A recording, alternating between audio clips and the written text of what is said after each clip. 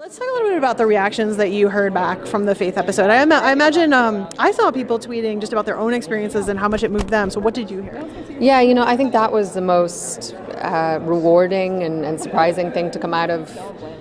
This is the one thing about when you do TV and your show goes into homes and it touches people, and you never really expect that, and it's amazing. And to hear these women's stories and that they in some way connected to it, and that it brought back memories, both good and bad, and that they then felt able to share them, and it creates this forum for women to express themselves, and men. It wasn't just women. That's a really beautiful thing, and as an actor, it's very humbling and it's very touching when that happens, and I felt so, I mean, you kind of feel very humbled by people sharing that. It's been an incredible season for you. Which scene are you most proud of so far, or maybe anything that's aired? What are you most? What are you like? Yeah, you know what? I'm proud of myself. I did a good job on that.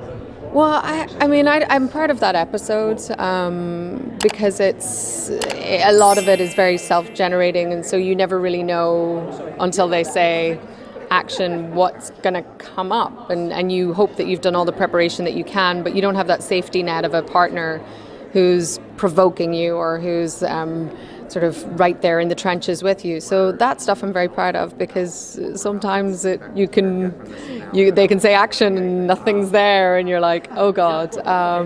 But when you have material like that, it's a privilege to be able to do storylines like that.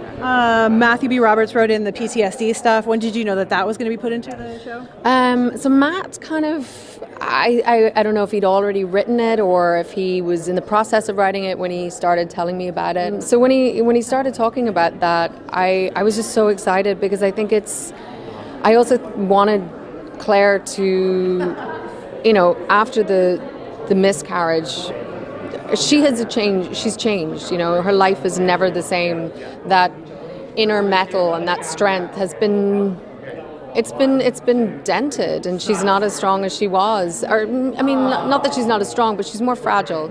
And so it was nice to be able to let that bleed into the next story, and to see that this is a woman who's quite raw still, and all the triggers that happen. And she's been through war before. She's seen the horror, and knowing what's coming it weighs very heavily on her. As Myrta said to her, I wouldn't want to carry that burden, and she's carrying it.